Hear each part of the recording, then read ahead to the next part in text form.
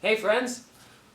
John here. Welcome to the Martial Actor. Today we'll be going over the 4 steps to execute the perfect kick. Now this kick is called a front kick or a front ball kick. Step number 1 is to chamber.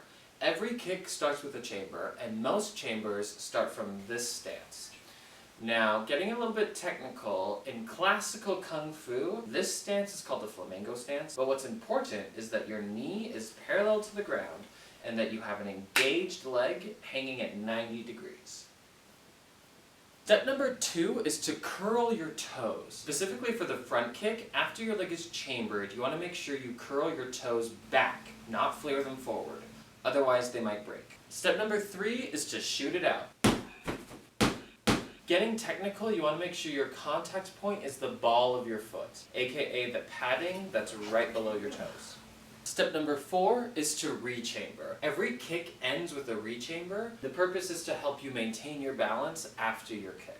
Pro tip, whenever you're kicking, instead of stopping at your point of contact, try to think of taking your target's place. And that's it for today. So remember, take care of yourself, take care of others, and I'll see you next time.